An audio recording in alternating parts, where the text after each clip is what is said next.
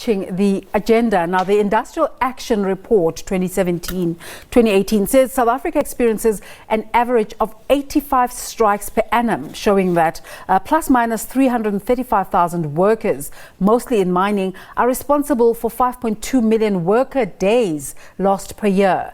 Outsourcing now, which is the topic we're talking about today, is a practice usually undertaken by companies as a cost-cutting measure. It's considered a fairly new concept in South Africa, but as the National Union of Metalworkers, NUMSA, and South Africa Cabin Crew Association, SACCA, embarked on a strike at SAA, outsourcing kept creeping up as one of the core reasons SAA is in debt and unable to pay workers.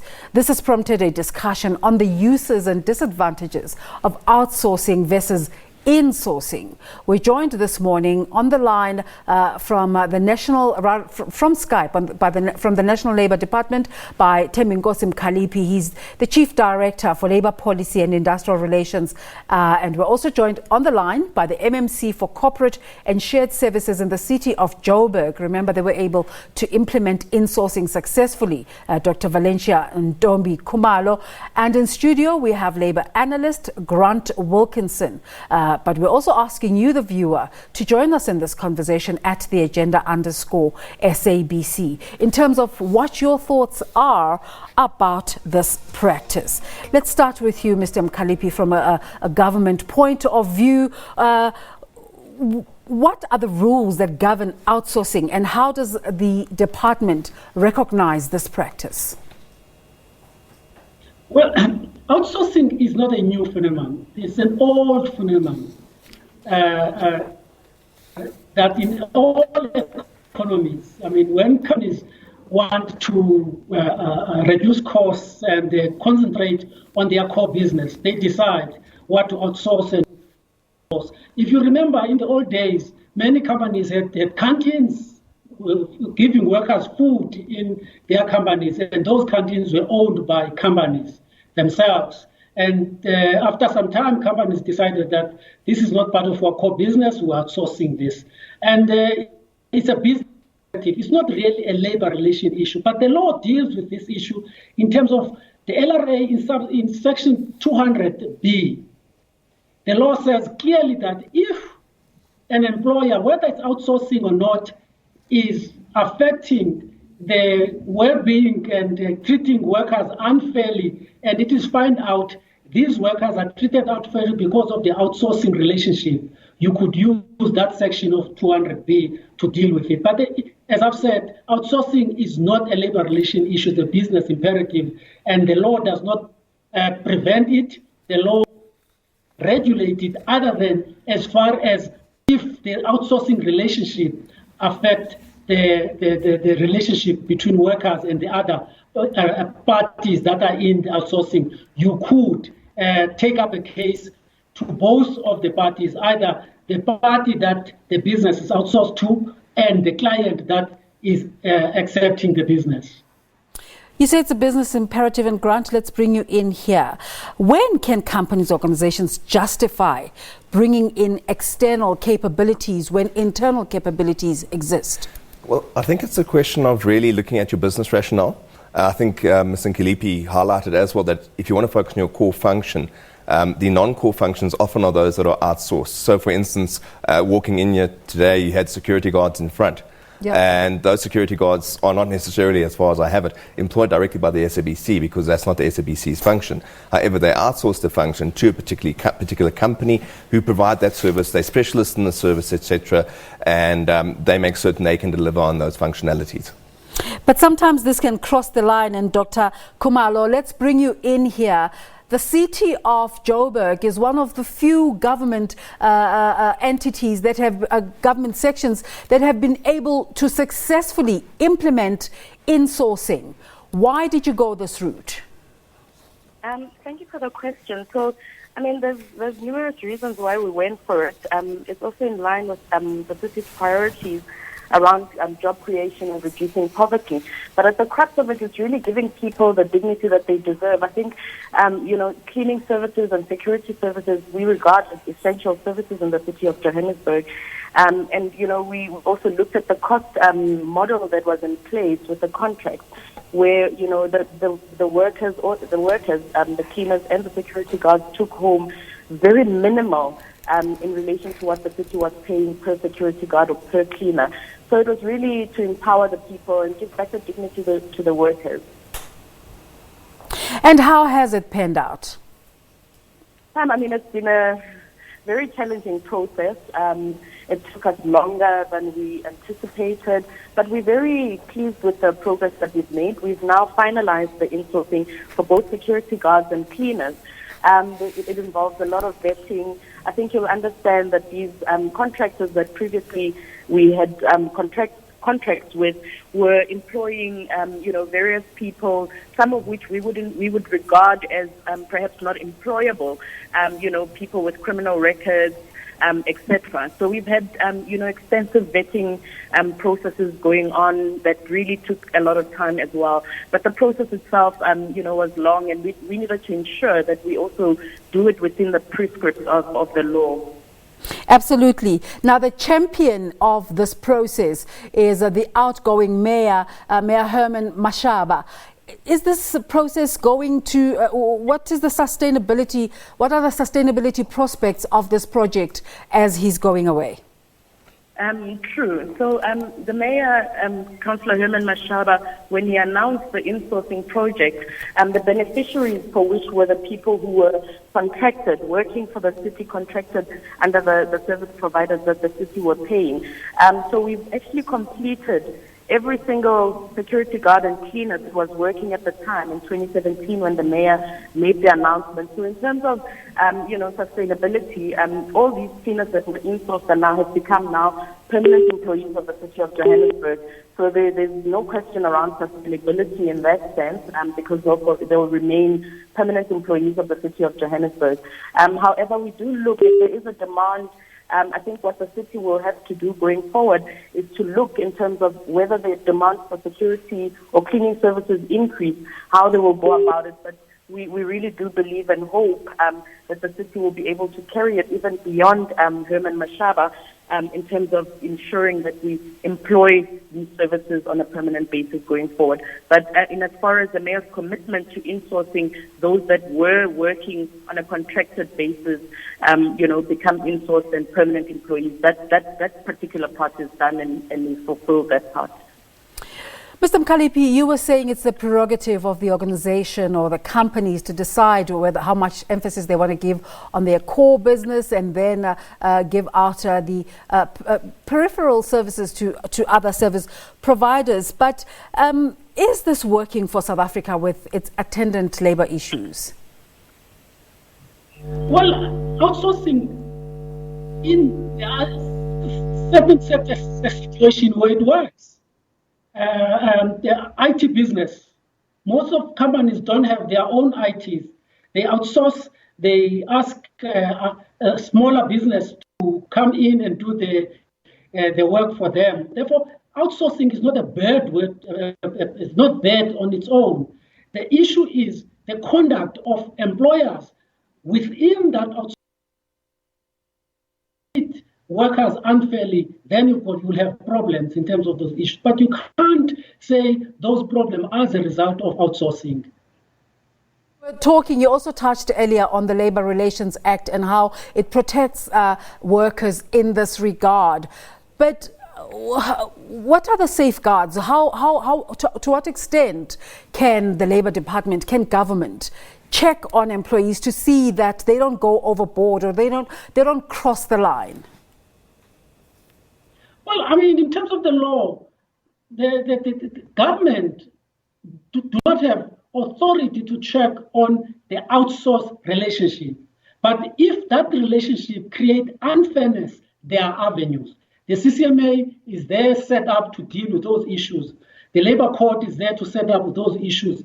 If the relationship between the main company and the outsourced company affect the well-being of workers in that, are able to show that the small company which has outsourced is not able to perform its function in terms of the labor relations because it's been suppressed by the bigger company. You could use the avenues in the law to bring the bigger company in the picture and say these issues need to be resolved. But it's not an issue that is enforced by inspectors. It's parties themselves taking it up, taking to the CCMA to deal with issues of unfairness. Do companies really make savings out of outsourcing as opposed to insourcing? I think it can go both ways because it's a contractual relationship, so it's about your commercials. At the end of the day, one has to bear in mind that the outsourced service provider themselves also have to be compliant with the law. As Mr. Mkhaliphi said, there's bodies that can check, and they will not only check the user, but they also check the outsourced service provider to make certain that there is actually compliance with the law. So I think what it is also is about business imperatives. Certain things, for instance, project work, etc., often is outsourced to places. I know we're not discussing temporary employment service, but as example, temporary employment service providers. I have a project, I need to have an extra 30 heads. I only need them for a specific project. Once that project's done, I don't need those 30 heads. So rather than upstaff to a much higher level than required, you hire either through a temporary employment service or you outsource depending on what the nature of the task is at hand, so that you have a situation that the person or people are tasked with that particular project, they fulfill that project comes to a particular end. So there's various reasons for utilizing outsourced service providers. And very justifiable. When you speak about business employment imperatives, one immediately starts to think of the private sector. Yes. In the public sector, however, there is no motivation no profit motivation really. It's about service delivery. And sometimes this can open up a space for corrupt activities. How do we counter against these? Well, again, I think it's gentlemen like Mr. Mkhaliphi and his team to monitor not only the private sector but also the public sector. And I think the Department of Labour is very good at monitoring both of those and making certain that there are levels of compliance. Obviously, they have the bargaining councils where they can refer disputes to in the public sector as well. So if there are concerns from employees, they have avenues to refer to, etc., and make certain. Obviously, you have the trade union movement that's also there to protect the interests of the employees in the workplaces, whether private sector or public sector. Ms. Khumalo, in your experience, how has the City of Joburg been able to save costs by insourcing? Thank you. So the intention in embarking on the insourcing wasn't for the City of Johannesburg to make savings, but really to ensure that every cent that is paid for that particular service goes towards the people that are providing that particular service as far as possible. So we haven't made any savings, to be quite honest, and that wasn't our intentions. But our intentions were, if you're paying, for example, over 14,000 rand for a security guard, and they take home 4,000 rand, and we felt that was just a little bit, not fair. So we really wanted to just make sure that the people that are taking home most of the money that we pay for that particular service are the actual workers doing the work themselves, as opposed to the middleman or the contractor.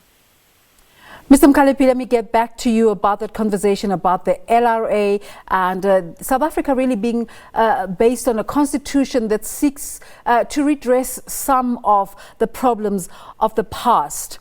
How does the law recognize the possibility of corruption creeping in terms of giving organizations and employers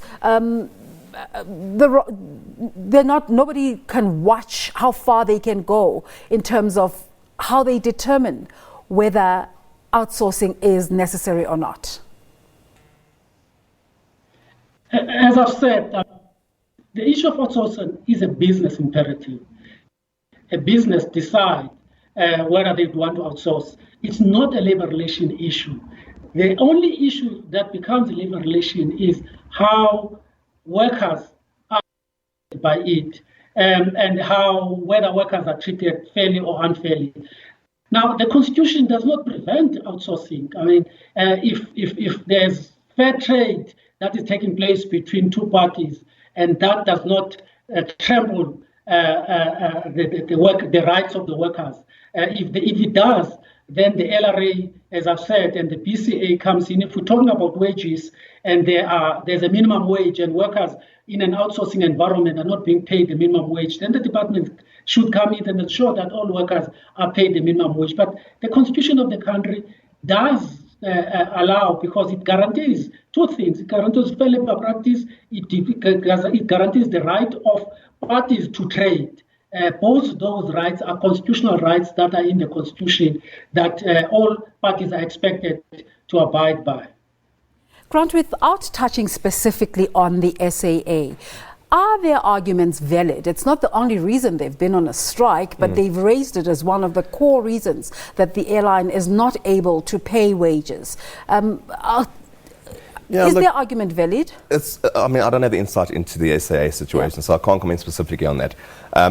But you're right in the sense that when it comes to outsourcing, it's about efficiencies, it's about deliverables.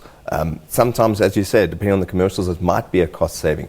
So, unfortunately, often, how do I put it politely? Often trade unions use the outsourcing or ban labour brokers or ban outsourcing as a little bit of a point to sort of score points on in these type of discussions, unfortunately. I think we have to analyse each and every case on a case-by-case basis and then decide, yes, is that the reason and the real reason why payment can't be made. I wouldn't want to put a blanket comment on that. There's good guys out there, and like anything, there's also the other side of the coin. Mr. Mkhaliphi, do you agree that unions use this as a bargaining tool? Well, unions are entitled to use anything that strikes in their path. What we're saying is that in certain situations, there are problems with outsourcing, and those problems affect unions, and then comes out. I mean, when you look at it widely, many companies that are sector industry that has accepted now as industry on their own, they started as outsourcing. If you motor industries, when the motor industry started years, centuries ago, the parts that are being put in the motor were owned by the same companies that are producing the motor car. Now, as the industry developed, it was outsourced to other parties. Now, those companies that now supplying parts to the motor industry, it's the same. They started as outsourced business at some time, some of their life, and that's how you grow up industries and bring in other people who are not in industry, give them an opportunity, because our problem is not only about employment, it's also creating more companies, create more employment. If there's a company that can do something efficiently, cheaper, and create value and create more employment, that's what we need. Dr. Khumalo, I suppose we shouldn't assume that workers do not have agency and can't decide for themselves. In the decisions, in the conversations you were having with employees in the process of switching them over from being outsourced workers into insourced workers, did you find that some employees felt they wanted to remain as a service provider to the city as opposed to an employee?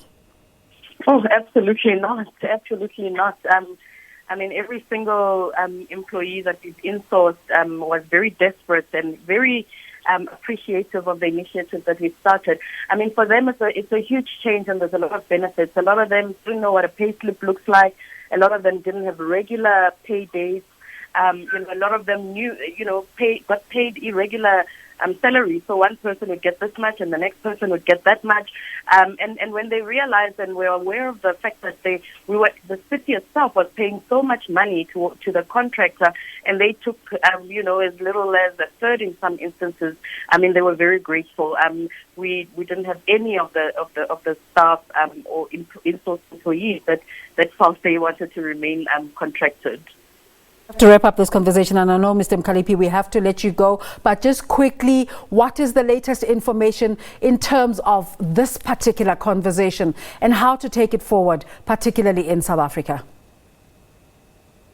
Well, as I've said, that if both parties use their right as enshrined in the law, some of the many arises as a result of outsourcing could be handled using the avenues that are available to both parties, that is the workers and the companies themselves. Thank you so much for joining us this morning. Let's let you go, as you did indicate that you need to be running to another meeting. But Mr. Wilkinson, what is the future for this conversation? in the country? Well, if you look at the nature of work, and everyone talks about the fourth industrial revolution, some guys say, well, the fourth is already Which past. requires different skills. 100%. And if you look at the different skill sets, the type of work, there's often discussions around, do you need an office? Is there such a thing as a permanent job? Do the new generation actually want permanent jobs, etc.? So I think the discussion will definitely be out there for a very long time. And avenues such as temporary employment service providers, outsourcing will no doubt serve and serve for discussion and serve for the future of work, there's no doubt. Because if you look at the creation of employment of the past 2 decades, research indicates the greatest growth in employment is in fact in the temporary employment service sector, interesting enough. And that's created more jobs than the general employment out there, interesting enough. Dr. Khumalo, the genesis of this project at the City of Joburg was for your lower level of workers. How are you hoping to take it up to the higher levels, including management, especially in this space where consultants are the norm and these are your biggest known outsourcing culprits? Yeah, so concurrently with the insourcing, one of the things that we've decided to do as a city is to really minimize, contracted services where we've got professionals that are consulting, we are consulting with. And we've really begun to lessen those sort of services, even within the legal space where our legal department is being more capacitated to avoid us having to go out for that particular service when we have a department internally. So we are trying, perhaps we might not be insourcing, but we're trying to ensure that all the services that the City of Johannesburg needs, especially those that we regard as essential, are brought inside or insourced. We do understand and we are cognizant that there are situations where, particular services can't be insourced because they're not, as explained earlier on in the discussion, services that are long-term that we see ourselves engaging is needing as a City of Johannesburg. But in as far as the essential services, we are definitely committed as a city to ensure that those services are insourced. Besides the non-long-term services that you say might need to be outsourced, what other areas of the city's work require for you to bring in external expertise? You mean outside of what we would ordinarily insource? Yes. If you look at the IT space, our IT support, we have an ICT department in the city, but we do require particular expertise that we don't have internally in the city, and as far as ICT is concerned, particularly around support and what we're doing currently with our SAP upgrading our system. So, that is one, but some of the examples. Thank you so much for talking to us this morning, Dr. Valencia Ntombi Khumalo from the MMC for Corporate and Shared Services at the City of Johannesburg. It's just me and you. It's a troubling conversation. It's an important conversation. Yes. How do we take it forward? Well, I think it's just to make certain that those who are outsourcing services utilize proper service providers. There's a lot of very great service providers, both in the outsourcing and the temporary employment service space. And then you get what we term the bucket brigade. And those are the guys that give the industry a bad name, both the temporary employment service industry as well as the outsourcing industry a bad name. So it's about making certain it's legitimate, because at least in terms of the temporary employment service providers, with the Labour Relations Amendments Act that came in 2015, at least now there's joint and several liability, so companies will think twice of who they utilize. And I think it's just about being proper ethical business practices, utilizing the right service providers, because let's face it, I think there's a need for the outsourcing as and when required and justifiable, and there's a need for utilization of TES, but again, make certain there's a real reason for utilization thereof, and make certain that it's ethical. Just a very quick one. Yeah. Do we need to separate the conversation between public service and private? I don't think so. I think that they're different conversations, there are different nuances, etc. But there's no doubt in both the public service and the private sector, as the MMC indicated, there are certain services they have to outsource at some stage for certain projects, etc. So I think it's something that has to be looked at quite carefully, and when you utilize a service provider, make certain it's legitimate, make certain it's compliant, I think other than that, there's nothing more one can really do. Thanks very much for joining us this morning. You. Grant Wilkinson is a labour specialist talking to us and taking part in that conversation about outsourcing.